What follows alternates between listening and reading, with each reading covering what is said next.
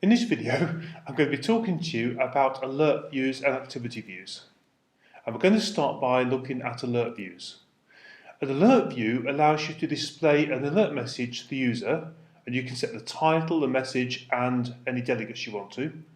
And it displays modally, which means the user has to interact with it before they can carry on with the rest of the app.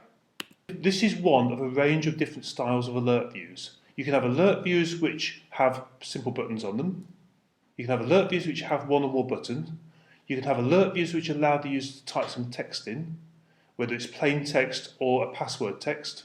You can also have an alert view which pops up space for a username and a password. And we're going to look at each of these and explain how they work. The important thing about alert views is we have to have some way to respond when the user enters text and clicks on the button. And we have to implement the UI alert view delegate. The delegate only has one method we need to implement, and the method is called alert view click button at index. And this allows us to detect which button's being clicked and to retrieve any text that's been typed into the alert view. So for a simple alert view, like the one you can see, we create a UI alert view object and we pass it the title we want, the message, we pass it self as the delegate so we can respond to the delegate method. There has to be a cancel button title, and then you can have one or more other buttons. In this example, other button titles nil means there's only the one cancel button. Once we've done that, we specify the style, which in this case is UI alert view style default. We tell it who its delegate is, and then we call the show method. If we want to create a more advanced version with more buttons, the processes are almost identical. The only difference is that the other button titles property, you pass it the name of your title, you pass it the text you want to appear on the button, and then you put nil at the end to specify there are no additional buttons. Another useful style is UI alert view style plain text input. And as you can see for this example, it gives us a button and a text view to enter some text.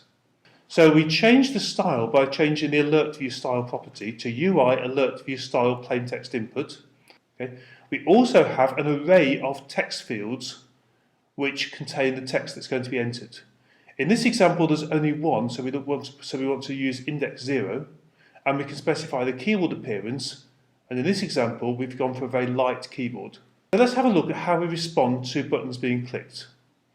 So we have to implement alert view click button at index. We can use the button index parameter to detect which button's being clicked. So in this example, if button index is equal to 0, the OK button's being clicked. And we retrieve the message that's been stored in the text field, and we can display it in a log message or use it in the application. So a very similar style is what's called UI alert view style secure text input. It works in exactly the same way. The difference is it obscures the text that's been entered in the text view. The final style is called UI alert view style login and password. And as you can see from this example, it prompts the user for both a username and a password. And we can retrieve the two values by retrieving the username from text field index 0 and the password from text field index 1. The second topic we're going to cover in this video is action sheets. An action sheet presents the user with a set of alternatives of how to proceed with a given task. You can use action sheets to prompt the user to confirm a potentially dangerous action. You can have optional titles and buttons and respond to actions for each of the buttons. So here's a very simple example. We have a cancel button, a delete button, and an other button. And you've probably seen these on your iPhone. As with most of these controls, we have to implement a special delegate. And the delegate is called UI action sheet delegate.